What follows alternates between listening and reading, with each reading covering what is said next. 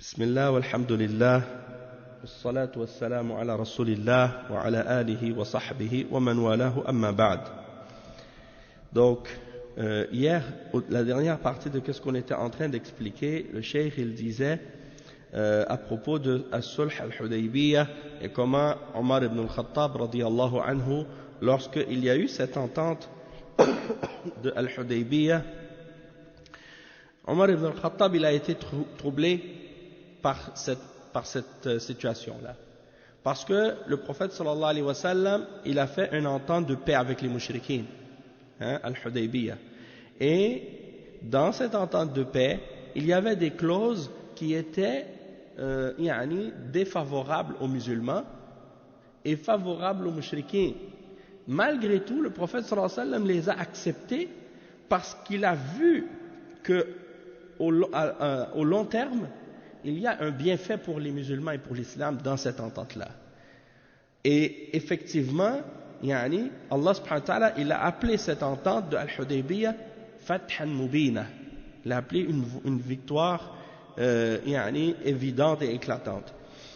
Et quand Omar au début, il a entendu cette entente-là, lui, il voulait combattre. Il a dit non, pourquoi on accepte cette entente? On ne veut pas retourner. On veut aller faire la Umrah cette année, on veut combattre les mouchriquins, et pourquoi on accepte cette entente-là? Alors, le prophète sallallahu alayhi wa sallam, il a dit, je suis le messager d'Allah, et Allah il va me donner la victoire, et je ne lui désobéis pas. Alors, quand Omar ibn Khattab a vu ça, il est allé voir Abu Bakr, et il lui a posé les mêmes questions. Est-ce qu'on n'est pas sur la vérité? Est-ce qu'eux ne sont pas sur le faux?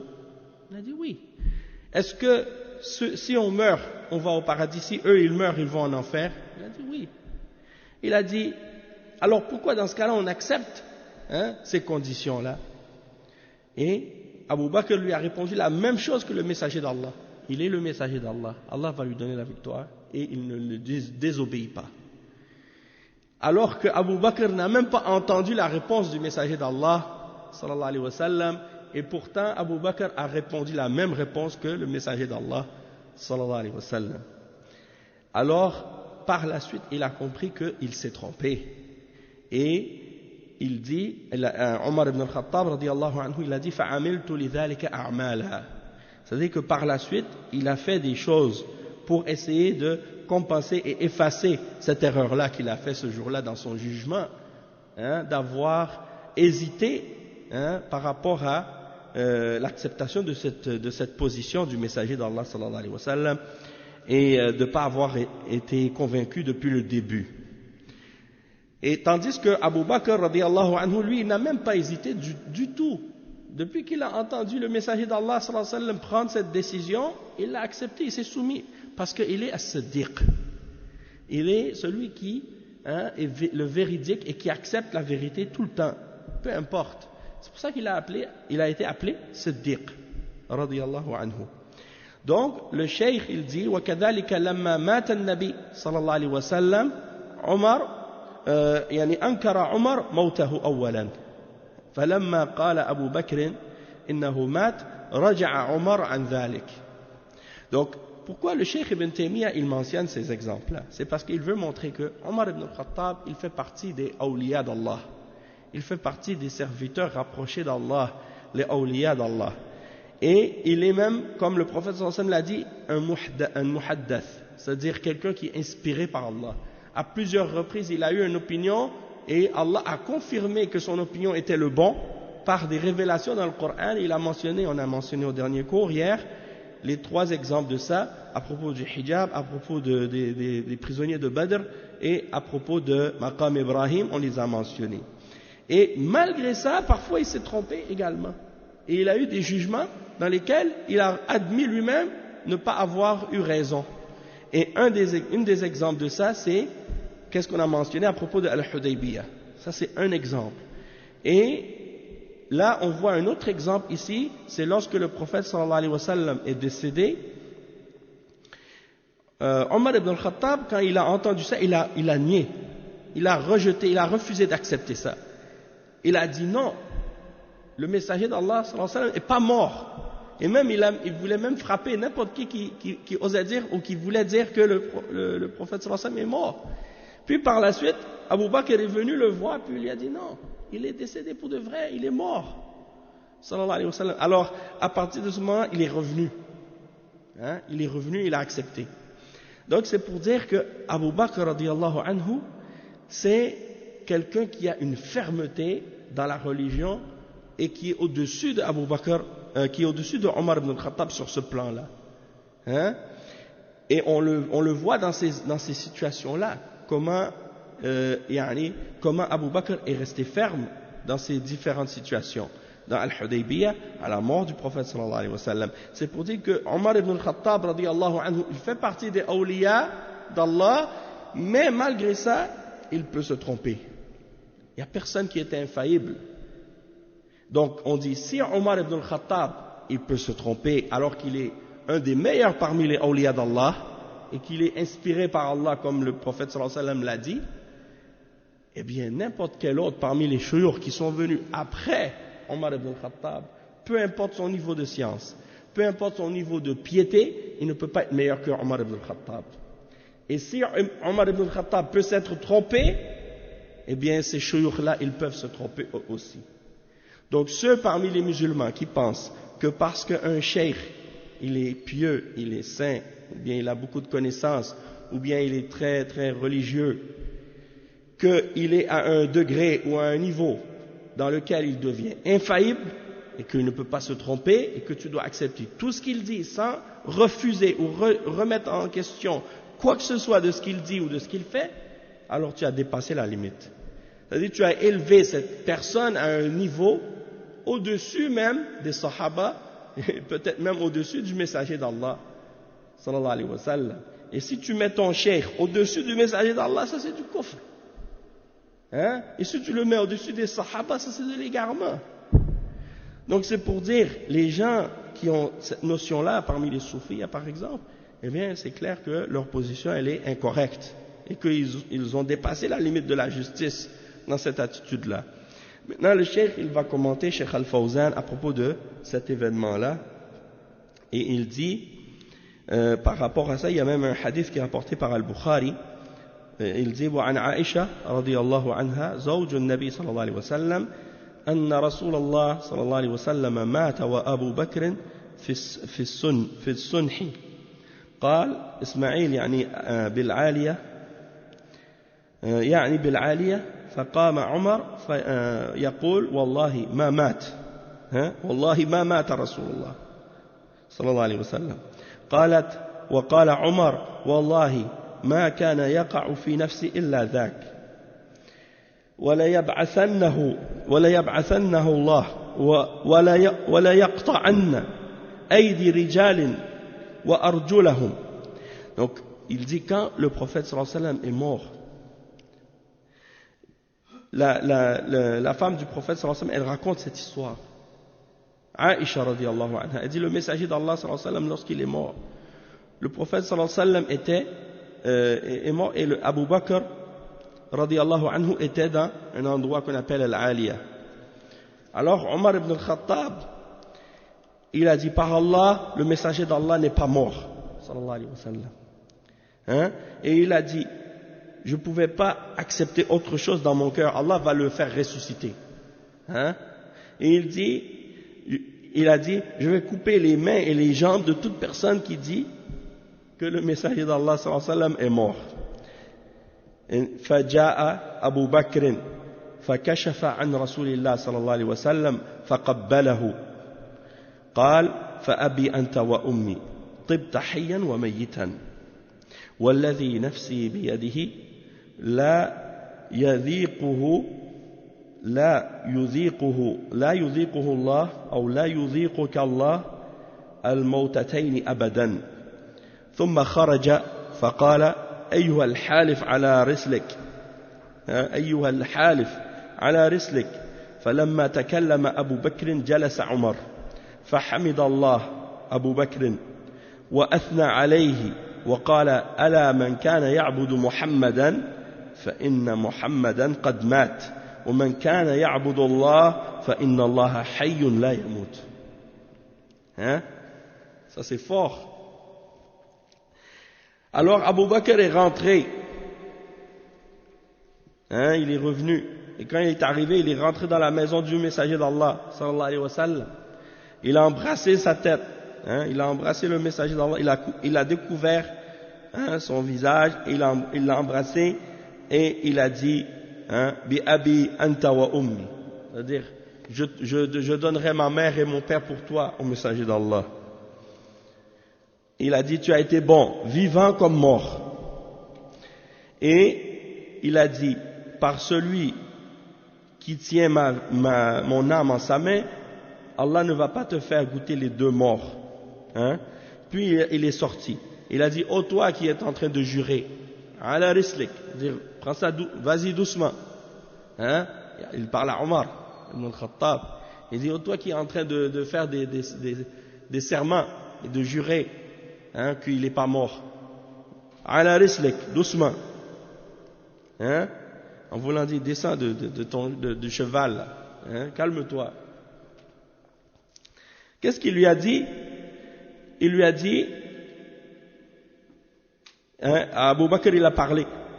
Omar il s'est assis. Et il a glorifié Allah. Et il a fait les éloges d'Allah.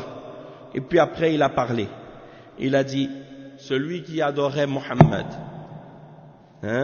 celui qui adorait Mohammed, sachez que Mohammed est mort. Mais celui qui adorait Allah, alors qu'il sache que Allah est vivant, il ne meurt pas. C'est pour dire que même si le prophète sallallahu alayhi wa sallam est mort, l'islam reste. Et Allah subhanahu wa ta'ala, c'est lui notre Seigneur. C'est lui qu'on adore, c'est pas le prophète Mohammed sallallahu alayhi wa sallam. Donc, il a dit, celui qui adorait le prophète Mohammed sallallahu alayhi wa sallam, alors qu'il sache qu'il est décédé, qu'il est mort. Mais celui qui adorait Allah, alors Allah, il est toujours vivant, il ne meurt pas. Il est vivant, il ne meurt pas. Et Cheikh Al-Fawzan, il parle de ça, il dit والموقف الثاني هذا الموقف الثاني لما مات النبي صلى الله عليه وسلم وكان أبو بكر رضي الله عنه بالسمح يعني ناحية من المدينة فيها نخل له فلما مات النبي صلى الله عليه وسلم هاج الناس واضطربوا وفيهم عمر يتوعدهم يقول الرسول ما مات وإنما ذهب إلى ربه كما ذهب موسى ابن عمران عليه السلام وسيأتي ويقتل أناسا يقطع أيديهم وأرجلهم ثم جاء أبو بكر رضي الله عنه فدخل على النبي صلى الله عليه وسلم وهو مسجي أو مسجى يعني فكشف الغطاء مسجى نعم فهو مسجى أو مسجى فكشف الغطاء عن وجهه وعلم أنه قد مات قبله وبكى ثم خرج إلى الناس وعمر رضي الله عنه يهددهم ويخطب قال على رسلك يا عمر فنزل عمر من المنبر فصعد أبو بكر رضي الله عنهما فقال أيها الناس من كان يعبد محمدا فإن محمدا قد مات ومن كان يعبد الله فإن الله حي لا يموت ثم تلا قوله تعالى وما محمد إلا رسول قد خلت من قبله الرسل أفإن مات أو قتل انقلبتم على أعقابكم فعند ذلك علم عمر رضي الله عنه أن الرسول صلى الله عليه وسلم قد مات فأسقط بين يديه وجثى على الأرض لا يستطيع القيام لما تحقق أن الرسول صلى الله عليه وسلم قد مات وهذا موقف أبي بكر رضي الله عنه وهو موقف الإيمان الذي لا يتزعزع فعمر رضي الله عنه في هذا حصل منه تردد وأبو بكر رضي الله عنه ما حصل منه أي تردد بل ثبات الجبال على مصيبة ما نزل بالعالم مثلها يعني ما نزل بالعالم مثلها هذه قوة الإيمان وشجاعة أبي بكر رضي الله عنه وهذا مما يدل على أن أبا بكر radiyallahu anhu afdal al-umma. Donc le cheikh, qu'est-ce qu'il explique? Il dit donc c'est la deuxième situation ou la deuxième position dans les exemples qu'on voit par rapport aux positions de Omar ibn al-Khattab radiyallahu anhu et de Abu Bakr. On voit que lorsque le prophète sallallahu alayhi wa sallam est mort, Abu Bakr était dans une région de Médine où il avait des palmiers là-bas, ou des dattiers si on veut, et le prophète sallallahu alayhi wa sallam est décédé et les gens étaient troublés, beaucoup de confusion. Et Omar commence à les menacer et à leur dire, le messager il n'est pas mort, il est juste allé retourner vers son Seigneur, hein, comme Moussa, et il va revenir, il va tuer des gens, et des choses comme ça, il va couper leurs mains et leurs pieds, ou des choses comme ça. Alors Abu Bakr est arrivé, il est rentré dans la maison du prophète sallallahu alayhi wa sallam, le messager d'Allah sallallahu alayhi wa sallam était couvert, hein, avec un linceul ou avec un drap. Il a découvert son visage et il a su qu'il était décédé. Il a embrassé, il a pleuré, puis il est sorti vers les gens et il a entendu Omar radiyallahu anhu qui est en train de les menacer, en train de leur faire un discours. Et qu'est-ce qu'il a fait? Abu Bakr, il est allé, il a dit, Ya Omar, calme-toi. Et il est descendu du mimbar et Abu Bakr est monté radiyallahu anhuma. Il a dit, ô vous les hommes, celui qui adorait Muhammad, alors Muhammad est mort sallallahu alayhi wa sallam, mais celui qui adorait Allah, sachez que Allah est vivant, il ne meurt pas. Puis il a récité le verset 144 dans Surat Al-Imran, dans lequel Allah subhanahu wa ta'ala dit, Muhammad n'était qu'un messager, il y a eu d'autres messagers avant lui. Est-ce que s'il meurt ou il est tué, vous allez retourner sur vos talons, hein? Alors à ce moment-là, Omar ibn al-Khattab radiyallahu anhu a su que le messager sallallahu alayhi wa sallam est mort. Il est tombé à genoux, hein? Il est tombé à genoux devant lui. Il est tombé à genoux par terre, il n'était plus capable de se relever. Quand il a compris, il a réalisé que le messager sallallahu alayhi wa sallam était mort. Il dit ça, c'est une position de Abu Bakr, hein, qui démontre la force de sa foi, qui n'a pas été ébranlée. Tandis que Omar radiyallahu anhu, hein, dans cette situation-là, il a hésité, il a été troublé. Hein. Tandis qu'Abu Bakr, non. Abu Bakr est resté ferme comme les montagnes devant cette épreuve et devant ce malheur. Hein, il dit un malheur que le monde n'a jamais connu, un malheur semblable.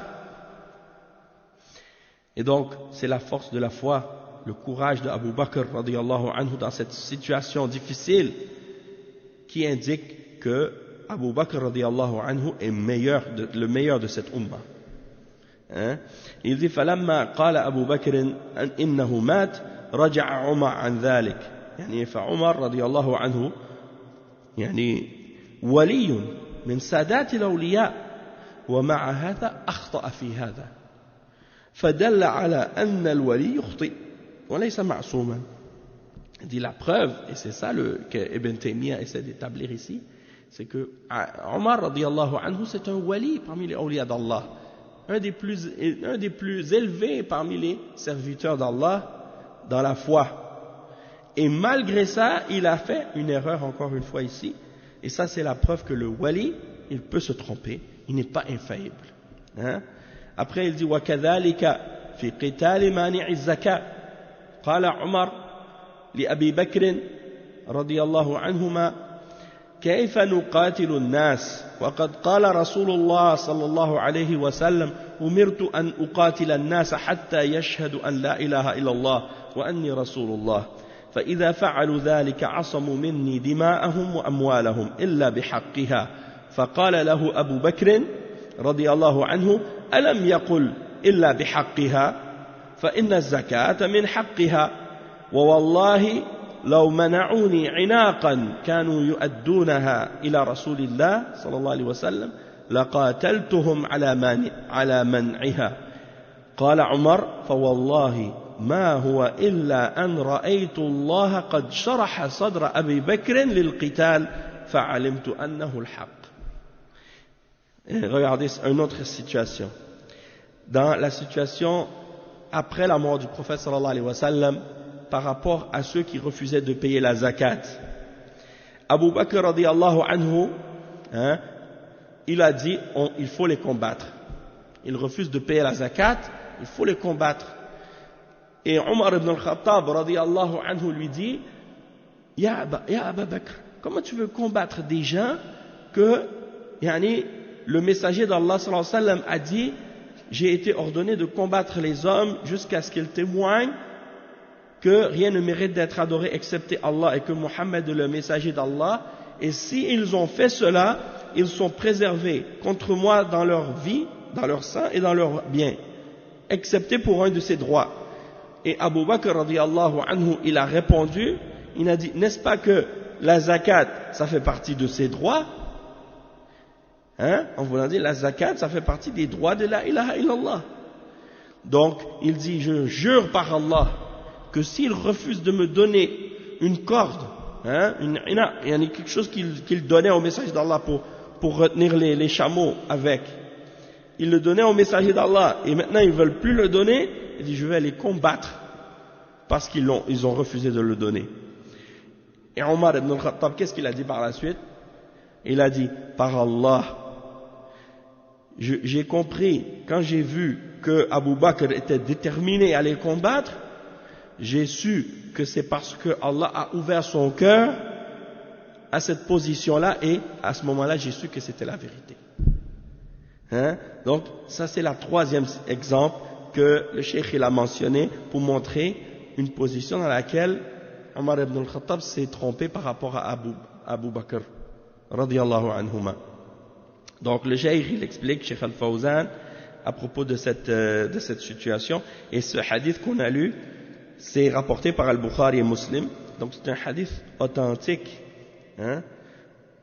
لو منعوني عقالا, dans d'autres narrations, لو منعوني عناقا, c'est la même chose. Le cheikh il dit, الموقف الثالث الردة. لما توفي الرسول صلى الله عليه وسلم وارتد كثير من العرب ومنعوا الزكاة, صمم رضي الله عنه على قتالهم, فقال له عمر والصحابة كيف نقاتلهم أو كيف تقاتلهم وهم يشهدون أن لا إله إلا الله وأن محمدا رسول الله. والنبي صلى الله عليه وسلم قال أمرت أن أقاتل الناس حتى يقولوا لا إله إلا الله, فمن قالها فقد عصم مني ماله ونفسه إلا بحقها وحسابه على الله, وما انتبهوا لقول الرسول صلى الله عليه وسلم إلا بحقها. فقال أبو بكر رضي الله عنه لا أقاتلن من فرق بين الصلاة والزكاة, والله لو منعوني عناقا كانوا يؤدونها إلى رسول الله صلى الله عليه وسلم لقاتلتهم عليها, والرسول صلى الله عليه وسلم قال إلا بحقها, وإن الزكاة من حقوق لا إله إلا الله, والله لأقاتلن من فرق بين الصلاة والزكاة. فلما رأوا تصميم أبي بكر عرفوا أنه على الحق فوافقوه وقاتلوا المرتدين, وكانت النتيجة أن الله خذل المرتدين وثبت الإسلام بعد وفاة الرسول صلى الله عليه وسلم. هذه مواقف أبي بكر رضي الله عنه التي لم يقفها غيره, وهي مواقف في الشدة أشد ما يكون من الكرب, ومع هذا وقف وثبت ثبات الجبال رضي الله عنه حينما تضعضع غيره. ولهذا قالوا إنما أحد يخطئ ويستدل بدليل من القرآن والسنة إلا وفي ذلك الدليل ما يرد عليه, فأبو بكر رد عليهم بكلمة, ومن هذا الدليل الذي معهم وهو قوله صلى الله عليه وسلم إلا بحقها. Donc le cheikh il dit la troisième position ou la troisième événement, situation où on a vu que Abu Bakr radiyallahu anhu a eu raison sur Omar ibn al-Khattab radiyallahu anhu, et c'est la situation ou l'événement qu'on appelle al-Ridda, l'apostasie. Après la mort du prophète sallallahu alayhi wa sallam, un groupe d'entre les Arabes a refusé de payer la zakat. Alors Abu Bakr radiyallahu anhu était déterminé à les combattre, et Omar ibn al-Khattab ainsi que d'autres sahaba, eux ils disaient non, on ne peut pas les combattre, ils sont des musulmans. Ils ont dit la ilaha illallah Muhammad Rasulullah, et donc on n'a pas le droit de les combattre. Alors Abu Bakr radiyallahu anhu leur a montré qu'ils ont mal compris le hadith et qu'il fallait les combattre, même s'ils disent la ilaha illallah Muhammad Rasulullah. Hein? Et c'est quoi la preuve qu'il a mentionné, Omar ibn al-Khattab, pour dire que c'était pas permis? Il a mentionné le hadith, j'ai été ordonné de combattre les hommes jusqu'à ce qu'ils disent la ilaha illallah. Et lorsqu'ils l'ont dit, ils seront protégés de moi dans leurs biens et leurs personnes, excepté pour un de ses droits, et son jugement sera à Allah. Hein?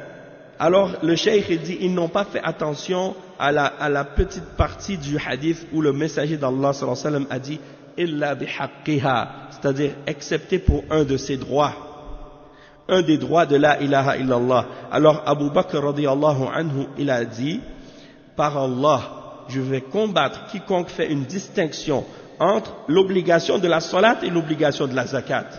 Comment ça, ils font la salat mais ils refusent de donner la zakat? Hein? Alors il leur a dit, n'est-ce pas que la zakat fait partie de ses droits? N'est-ce pas que la zakat fait partie des droits de la ilaha illallah? Alors quiconque fait la distinction entre la salat et la zakat, je vais le combattre par Allah.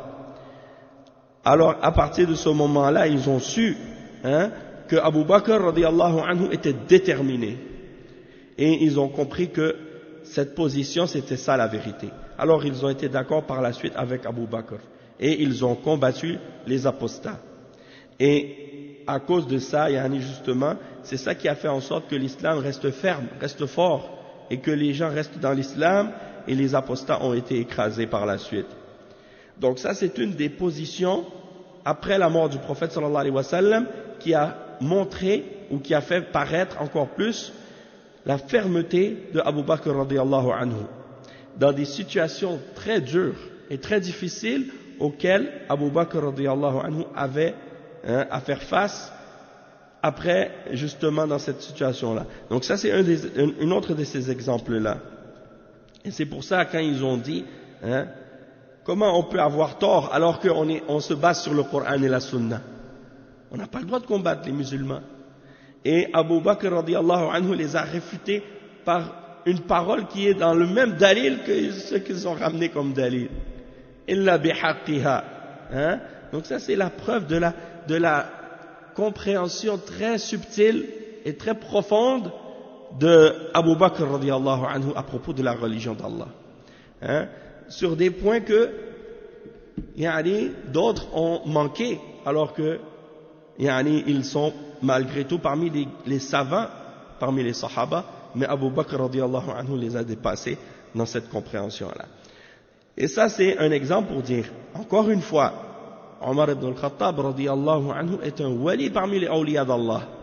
Et malgré ça, il s'est trompé encore une fois. Il s'est trompé lors de la mort du prophète sallallahu alayhi wa sallam, et il s'est trompé également après la mort du prophète sallallahu alayhi wa sallam, lorsqu'il y avait cette fitna avec les apostats et qui refusaient de payer la zakat, et il ne voulait pas les combattre, et il s'est trompé sur cette position-là, et finalement il a admis que c'est Abu Bakr radiyallahu anhu qui avait raison encore une fois. La preuve que le wali d'Allah, il peut se tromper, il n'est pas infaillible. Il dit wali hada nadha'ir. Il y a beaucoup d'autres exemples comme ça. Il y a un exemple aussi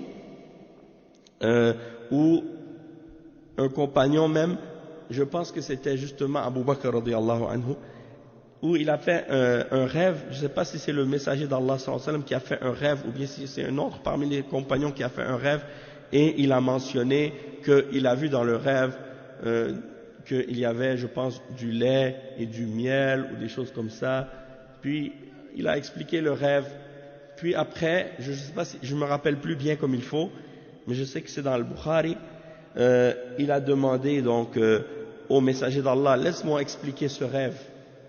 Et le messager d'Allah sallallahu alayhi wa sallam lui a dit, ok, vas-y, explique-le. Alors il a donné son explication ou son interprétation de ce rêve. Et après avoir terminé, il a dit: ô messager d'Allah, est-ce que j'ai eu raison? Est-ce que j'ai bien expliqué le rêve? Et le prophète sallallahu alayhi wa sallam lui a dit: dans certaines choses que tu as dit, tu as eu raison, et dans d'autres, tu t'es trompé. Donc c'est pour dire que c'est un ijtihad. Il a fait son effort pour essayer d'interpréter le rêve de la meilleure façon qu'il pouvait. Mais il s'est trompé dans certaines choses et il a raison dans d'autres. C'est la preuve que un grand wali d'Allah peut faire des erreurs dans sa compréhension ou dans son interprétation des choses. Et que donc ça c'est la preuve qu'il n'y a personne parmi les musulmans, même si c'est un grand imam ou un grand cheikh ou un grand alim, que tu vas dire tout ce qu'il dit, on est obligé de tout l'accepter sans exception et qu'on va rien rejeter de ce qu'il dit. Non, la référence pour nous c'est le Coran et la Sunna avant tout. Et donc, si qu'est-ce que ce cheikh ou cet imam dit vient en contradiction avec qu'est-ce qui est dans le Coran et dans la Sunna, on le rejette, peu importe. Et si qu'est-ce qu'il dit est en accord avec le Coran et la Sunna, on l'accepte. Non, il y a des situations où c'est arrivé comme ça. Ouais, il y en a certains, ils pensent qu'ils sont plus hauts que les prophètes. Ils pensent que Allah leur parle ou que les anges leur parlent. Hein? Et ça veut dire qu'ils se prétendent prophètes. Et le prophète Mohammed sallallahu alayhi wa sallam, il a dit: il n'y a pas de prophète après moi. Donc si quelqu'un, après le messager d'Allah, il s'imagine qu'il reçoit des révélations divines, alors il est kafir. Parce qu'il n'y a pas de prophète après Mohammed sallallahu alayhi wa sallam. Et le Coran, il est fini, la révélation du Coran, elle est complétée. Il n'y a plus de Coran qui va être révélé après la mort du prophète sallallahu alayhi wa sallam. Hein? Ensuite, Ibn Taymiyyah, il dit: وَلِهَذَا نَظَائِرْ تُبَيِّنُ تَقَدُّمُ أَبِي بَكْرٍ عَلَى عُمَرٍ مع أن عمر رضي الله عنه محدث فإن مرتبة الصديق فوق مرتبة المحدث لأن الصديق يتلقى عن الرسول المعصوم صلى الله عليه وسلم كل ما يقوله ويفعله والمحدث يأخذ عن قلبه أشياء وقلبه ليس بمعصوم فيحتاج أن يعرض على ما جاء به النبي صلى الله عليه وسلم. Écoutez cette explication de Ibn Taymiyyah, comment il explique. Subhanallah, il dit, il y a beaucoup d'autres exemples de ce genre parmi les exemples qu'on a mentionnés. Et il dit, donc on voit, par qu'est-ce qu'on a montré, seulement 3 exemples, on voit que Abu Bakr était devant Omar dans plusieurs situations, radiyallahu anhuma, malgré que Omar était muhaddath. C'est-à-dire le prophète sallallahu alayhi wa sallam a dit de Omar qu'il était muhaddath, c'est-à-dire qu'il est inspiré par Allah. Et malgré ça, Abu Bakr avait plus raison que lui dans plusieurs situations. Pourquoi? Il dit parce que le degré du siddiq, il est au-dessus du degré du muhaddath. Le degré du siddiq, c'est-à-dire le degré de celui qui reconnaît, qui accepte la vérité et qui est véridique et qui accepte la vérité, il est plus élevé que le degré du muhaddath, celui qui est inspiré. Pourquoi? Parce que le siddiq, tout ce qu'il prend, c'est ce qui vient du messager d'Allah, sallallahu alayhi wa sallam, qui est infaillible. Et donc il prend tout ce qu'il dit ou tout ce qu'il fait uniquement du messager, sallallahu alayhi wa sallam. Donc tout ce qu'il dit, tout ce qu'il fait, c'est basé sur l'exemple du messager infaillible, le prophète Mohammed sallallahu alayhi wa sallam. Tandis que le muhaddath, l'inspiré, lui, il prend des choses de son cœur. Et son cœur, il n'est pas infaillible. Alors il a besoin de ramener tout ce qui vient de son cœur à ce que le messager d'Allah sallallahu alayhi wa sallam a ramené pour vérifier si c'est en accord ou non. Et Cheikh Al-Fawzan, il commente sur ce point-là en disant: فأبو بكر الصديق رضي الله عنه وعمر محدث. Abu Bakr صديق وعمر محدث. Et il dit: والصديق أفضل من المحدث.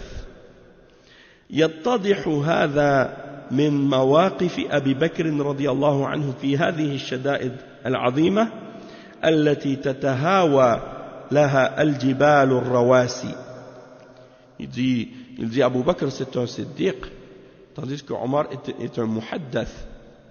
Abu Bakr est un siddiq, il est véridique et il accepte toute la vérité. Et Omar est un muhaddath, c'est-à-dire Allah lui inspire des choses. Il a des intuitions qui sont positives, qui sont bonnes, que Allah lui inspire dans son cœur, lui met dans son cœur des choses qui lui indiquent la vérité. Malgré ça, le siddiq il est meilleur. Le siddiq il est meilleur que le muhaddath.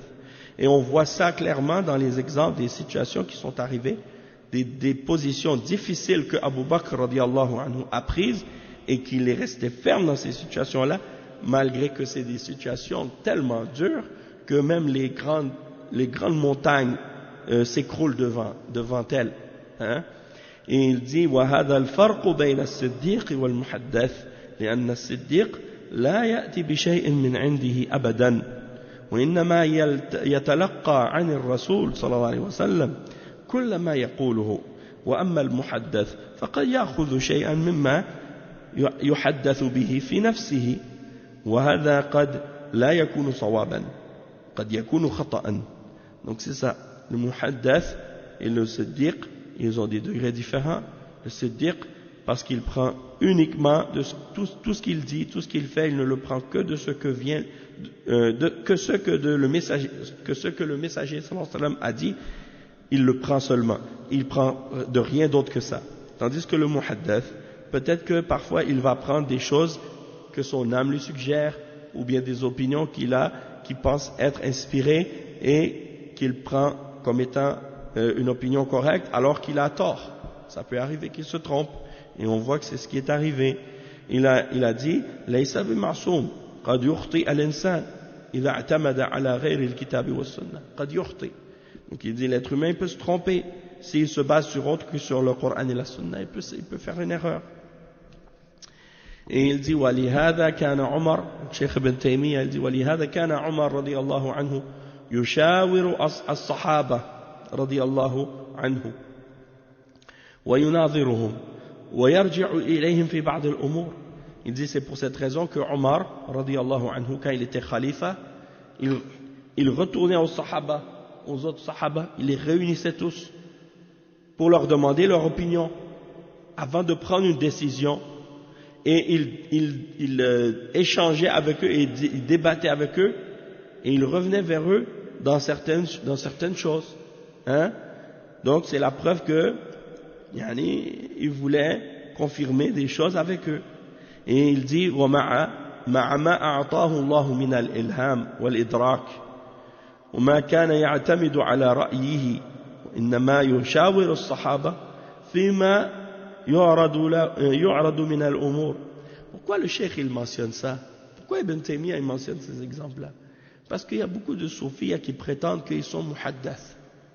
Il y a beaucoup de soufis parmi les shuyukh soi-disant qui prétendent qu'ils sont inspirés par Allah ou qu'ils reçoivent des informations ou des inspirations par kashf, mukashafat, dans leurs rêves. Ils prétendent qu'on leur révèle des choses dans leurs rêves ou des choses de ce genre. Et les gens pensent que parce qu'ils sont inspirés comme ça, et parce qu'ils voient des choses dans leurs rêves ou des choses comme ça veut dire que tu dois prendre tout ce qu'ils disent. Même Omar radiallahu anhu, il était muhaddath, tel que le prophète sallallahu alayhi wa sallam l'a dit, et le prophète sallallahu alayhi wa sallam a témoigné de ça à son sujet. Tandis que ceux qui le disent aujourd'hui, qui prétendent parmi les soufis qu'ils sont eux muhaddath, on n'a pas la confirmation du messager sallallahu alayhi wa sallam que ce sont vraiment des muhaddath. Peut-être c'est juste eux qui le prétendent.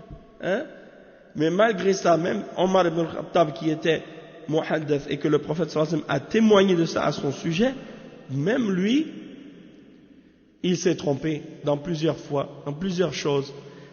Et il demandait conseil aux autres sahaba quand il avait besoin de prendre une décision. Il ne se référait pas uniquement à ses inspirations ou à ses intuitions. Non. Il retournait aux autres sahaba pour leur demander un conseil. Donc ça veut dire quoi? Ça veut dire que ces gens-là aujourd'hui qui se disent soi-disant inspirés ou qu'ils ont des kashf ou des karamat, eh bien, ils ont encore plus besoin de demander un conseil et de se référer aux références du Coran et de la Sunna et de retourner aux preuves et de vérifier leur position pour être sûr qu'ils ne se trompent pas, que les gens comme les grands sahaba comme Omar qui fait partie des grands awliya d'Allah. Donc c'est une réfutation en fait, c'est une réfutation de leurs idées à eux. Et donc le Cheikh Al-Fawzan il dit وَمَعَ مَا أَعْطَاهُ اللَّهُ مِنَ الْإِلْهَامِ وَالْإِدْرَاكِ وما كان يعتمد على رأيه وإنما يشاور الصحابة فيما يعرض له من الأمور ويجمع المهاجرين والأنصار ويعرض عليهم المشكلة ويأخذ آراءهم في هذا ما قال أنا الخليفة أنا محدث ملهم وشهد لي النبي صلى الله عليه وسلم وأنا وافقت القرآن في أشياء لم يغتر بهذه الأمور بل كان يراجع. Donc on voit l'exemple. Le cheikh il dit malgré tout ce que Allah lui a donné à Omar ibn Khattab comme inspiration, comme compréhension, mais il ne se basait pas uniquement sur son opinion. Malgré ça, il dit il consultait les sahaba, il appliquait le principe de la shura avec les autres sahaba. Il jugeait dans certaines questions quand il n'était pas certain de quelque chose. Il réunissait les sahaba et il demandait leurs conseils. Il réunissait les muhajirin et les ansar pour leur demander la question, pour leur présenter le problème. Il y a une situation qui se présente, quelque chose, il ne sait pas quoi faire exactement. Il réunit les muhajirin et les ansar et il leur pose la question. Voici ce qui arrive. Une nouvelle situation se présente. Je voudrais votre opinion. Qu'est-ce que vous en pensez? Et là, ils donnent leur position, ils donnent leur opinion.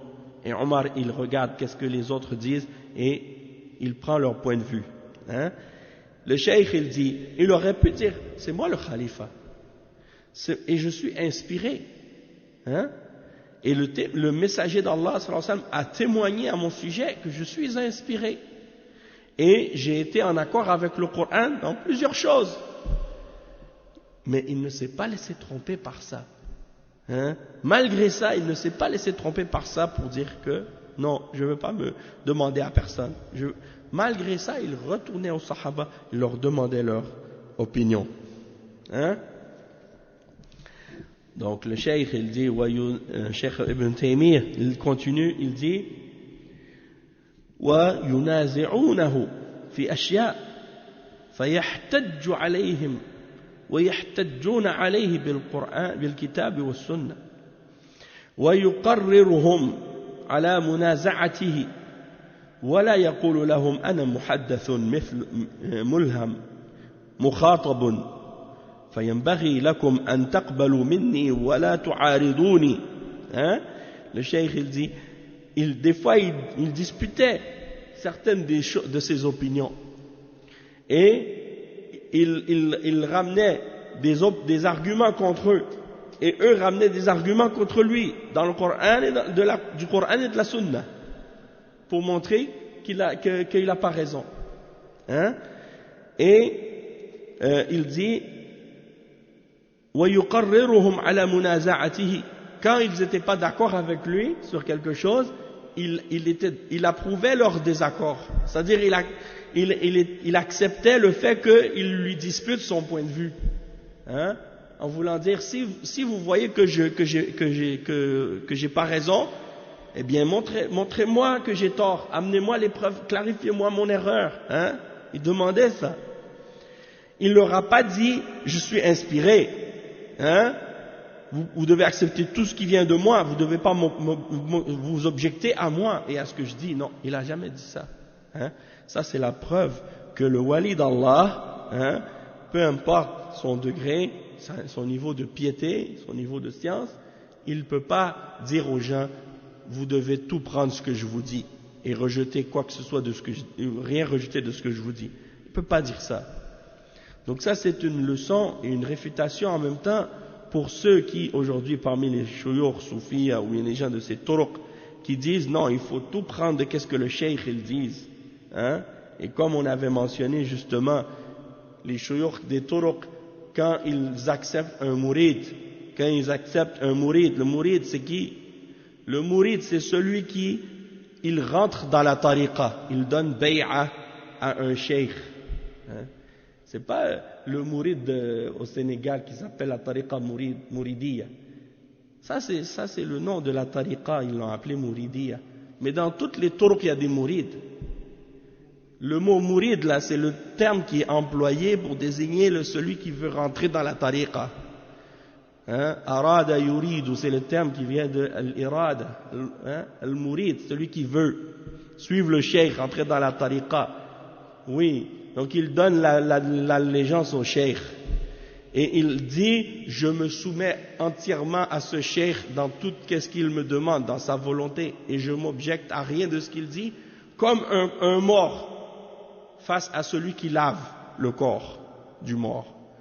Et ça, c'est clair que c'est interdit dans l'islam. Il n'y a personne parmi les musulmans qui a le droit de se soumettre à un être humain de cette façon-là, excepté le messager d'Allah, sallallahu alayhi wa sallam. Parce que c'est seulement le messager d'Allah qui est infaillible. Tous les autres, parmi les ulama et les imams, et même les sahaba, hein, ils peuvent se tromper, ils ne sont pas infaillibles. Et même on le voit ici avec l'exemple de Omar ibn al-Khattab radiyallahu anhu. Hein? Et même Allah, il nous ordonne dans le Coran d'obéir à nos dirigeants. Mais il a mentionné, hein, que s'ils ordonnent un péché, on n'a pas le droit de leur obéir dans le péché. Hein? La ta'ata li makhlouqin fi ma'siyatil khaliq. Il n'y a pas d'obéissance à une créature dans la désobéissance du Créateur. Donc si le cheikh ou l'imam ou peu importe, il se trompe, on n'a pas le droit de l'obéir ou de le suivre dans l'erreur. Cheikh Al-Fawzan, il commente sur ce point qu'on a lu de Cheikh Al-Fawzan, de Cheikh Ibn Taymiyyah, il dit ما يقول هذا ما يقول هذا يعني يشاورهم ويعني يستعرض آراءهم يعني تعرض على الكتاب والسنة فيأخذ ما وافق الكتاب والسنة سواء كان رأيه أو رأي غيره. Il dit le cheikh que il consulte ses compagnons, il prend leurs opinions, hein, il ramène les positions qu'il donne au Coran et à la Sunna. Ce qui est en accord avec le Coran et la Sunna, il le prend. Ce qui est en contradiction, il le rejette. Hein? Peu importe que ce soit son opinion ou l'opinion de quelqu'un d'autre, c'est la même chose. Hein? Il dit أي ولي الله يرى أنه لا يراجع ولا أحد يعترض عليه وهذا مخطئ. الولي لله هو الذي يتهم نفسه، يتهم رأيه، يرجع إلى الكتاب والسنة، يسلم لله ولرسوله ولا يأخذ برأيه. هذا هو ولي الله عز وجل وهذا هو عمر رضي الله عنه. Donc le cheikh il dit le wali d'Allah, le serviteur qui est un wali d'Allah, qui est un rapproché d'Allah, un serviteur obéissant et rapproché qui a la taqwa et l'iman, il ne doit pas penser qu'on ne peut pas remettre en question quoi que ce soit de ce qu'il dit et que personne ne peut s'objecter à ce qu'il dit. Hein? Il dit ça c'est une erreur. Le wali d'Allah, au contraire, il s'accuse toujours lui-même. Il remet toujours en question son propre opinion. Il revient, il ramène tout ce qu'il dit, il essaie de le comparer ou de l'analyser selon le Coran et la Sunna pour voir est-ce que c'est correct, c'est ce que je dis ou non.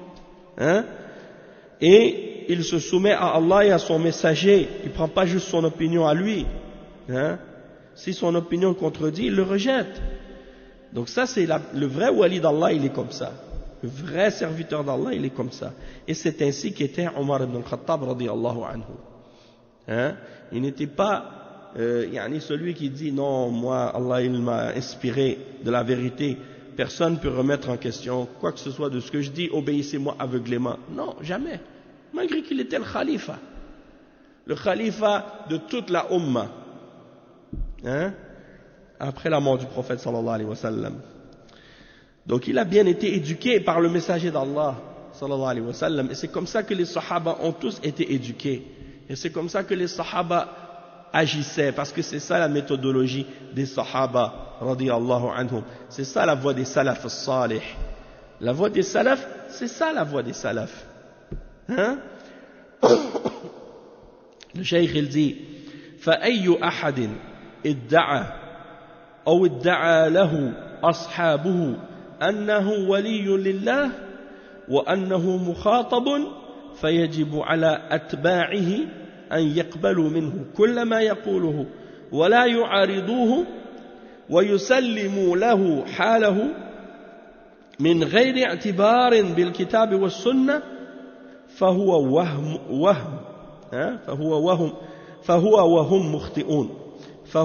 وهم مخطئون ومثل هذا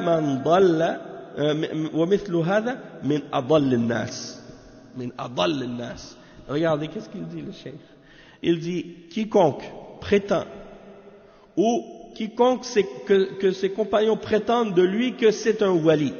Donc, quiconque prétend être un wali, ou quiconque ses compagnons prétendent de lui que c'est un wali, ou qu'il est inspiré, et qu'il est obligatoire pour ses fidèles, ou ceux qui le suivent, d'accepter tout ce qu'il dit, et de ne jamais s'objecter à lui, et qu'ils doivent se soumettre à son état, sans tenir compte du Coran et de la Sunna, alors lui, ainsi que ceux-là, sont dans l'erreur. Et il dit, et ce genre de personne fait partie des gens les plus égarés. Fait partie des gens les plus égarés. Hein? Le Cheikh Al-Fawzan, il dit par rapport à ce point-là, il dit الذي يعتقد أن الولي معصوم وأنه يؤخذ عنه ولا يراجع الكتاب والسنة هذا من أضل الناس والعياذ بالله لأن الأنبياء معصومون. نعم. Bon, je vais juste terminer la traduction de ce point-là, puis après je vais t'expliquer. Il dit وهذا من أضل الناس والعياذ بالله لأن الأنبياء معصومون لا يتطرق الشك إليهم أو الخطأ وإنما غيرهم عرضة للخطأ ولو كان أفضل الناس بعد الأنبياء كأبي بكر وعمر رضي الله عنهما. Donc le cheikh dit celui qui croit que le wali il est infaillible et qu'on doit prendre tout ce qu'il dit et qu'on ne doit rien le reprendre, on ne doit pas le reprendre sur quoi que ce soit, hein, même si c'est dans le contraire au Coran et à la Sunna, qu'est-ce qu'il dit? Alors ça c'est parmi les gens les plus égarés, hein, qu'Allah nous préserve. Et il dit le cheikh que toute personne en dehors des prophètes, il n'est pas infaillible. C'est-à-dire c'est seulement les prophètes qui sont infaillibles. Et qu'on n'a pas de doute à propos de ce qu'ils disent, que c'est la vérité, et qu'il n'y a pas d'erreur dans ce qu'ils disent, parce que ce sont les messagers d'Allah, des prophètes. Mais quiconque en dehors des prophètes, il est susceptible de se tromper, de faire une erreur, même si c'était le meilleur des hommes après les prophètes, comme Abu Bakr et Omar radiyallahu anhuma. Et par rapport à ta question, par rapport au muhaddith, qu'est-ce que c'est? Yani celui qui est inspiré, c'est-à-dire Allah subhanahu wa ta'ala, il lui donne, il le guide dans ses positions et dans ses opinions, de façon à ce que il fasse les bons choix, hein, et qu'il prenne la bonne opinion. C'est comme s'il a des bonnes intuitions, ok? Il a des bonnes intuitions, puis il est inspiré positivement dans le bien, dans des choses. Comme par exemple, c'est-à-dire que s'il ne va pas, par exemple, on va dire quelqu'un, il n'a pas lu qu'est-ce que tel, par exemple, à propos d'une question dans la religion, par rapport à quelque chose il n'a pas lu le Coran, il n'a pas lu les hadiths sur ça, puis il n'a pas lu qu'est-ce que les ulama ont dit sur un sujet, mais de lui-même, il dit, ah ça là, je pense que ça c'est pas correct. Hein? Tu vois? Puis après, quand il va aller vérifier dans le Coran et dans la Sunna ou bien dans la parole des ulama, il voit qu'effectivement, il avait raison. C'est contraire à l'islam. Donc, c'est-à-dire qu'il a eu ce sentiment-là en lui-même déjà. Et il a été inspiré de comprendre que ça, c'était pas bon. C'est ça. Donc, on peut dire, c'est-à-dire, Omar ibn al-Khattab, il était comme ça. D'accord? C'est ça, on les a lus, ces hadiths-là, Ibn Taymiyyah les a cités. Il a dit, dans les nations avant vous, il y avait des gens qui étaient inspirés comme ça. Et il dit, s'il devait en avoir un dans cette umma, alors après moi, c'est Omar, radiyallahu anhu. Non, mais c'est ça, il y a des ulama qui ont mentionné ça justement. C'est ça. Le hadith, Inna Allah daraba al-haq ala lisani Omar wa qalbihi. ولو كان نبي بعدي لكان عمر. C'est ça. S'il devait y avoir un prophète après moi, ce serait Omar. Tu vois?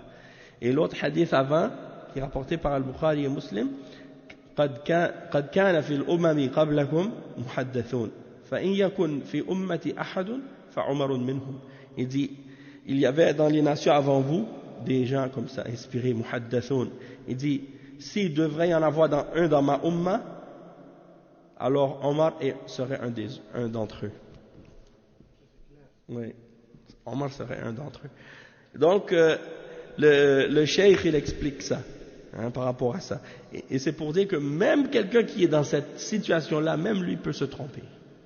Exactement. Tu vois? Non. Ça. Le prophète sallallahu alayhi wa sallam, il a dit, je pense même que la vision pieuse, c'est un degré parmi les degrés de la prophétie. Ouais. Mais bon, il y en a qui ont ce genre de choses-là. Mais ça ne veut pas dire qu'ils ne peuvent pas se tromper. Tu comprends? Alors c'est pour ça que le cheikh, il est en train de mentionner ces arguments-là, en fait, pour détruire les fondements de l'égarement de ces gens-là. C'est-à-dire tout ce sur quoi ils peuvent essayer de se baser et sur tout ce après quoi ils peuvent essayer de s'accrocher pour essayer de justifier quoi que ce soit de leurs idées. C'est comme par exemple des fois comme si les gens qui racontent des histoires, qui mentent, ou bien qui déforment la réalité, ils essaient de se baser sur une chose qui est vraie, puis ils l'étirent pour essayer de se justifier pour des affaires qui ne sont même pas reliées à l'affaire. Oui, exactement.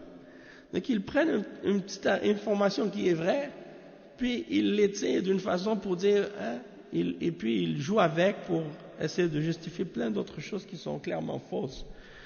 Donc c'est ça qui est dangereux. Exactement. Donc, Inch'Allah, on va s'arrêter ici pour aujourd'hui. On va continuer au prochain cours, Inch'Allah, la suite de cette explication-là, Inch'Allah. C'est probablement ce cours-là, ce livre-là, ça va être mercredi. Mardi passé, je n'ai pas fait Iqtida Sirat al-Mustaqim. Le mardi dernier, parce que je me suis mélangé en fait avec Al-Furqan. Donc au lieu de faire Al-Iqtida Sirat al-Mustaqim, j'ai fait Al-Furqan. Mais bon, la prochaine fois, je ferai. Non, mais le prochain cours, mardi prochain, ça va être Iqtida Sirat al-Mustaqim, et mercredi, on va reprendre Al-Furqan. Là, maintenant, on va faire Tafsir. On va faire peut-être 30 minutes, Inch'Allah. Donc, subhanakallah wa bihamdika, ashhadu an la ilaha illa anta astaghfiruka wa atubu ilayk. Wa sallallahu wa sallam ala nabiyyina Muhammad wa ala alihi wa sahbihi ajma'in. Wassalamu alaykum wa rahmatullahi wa barakatuh.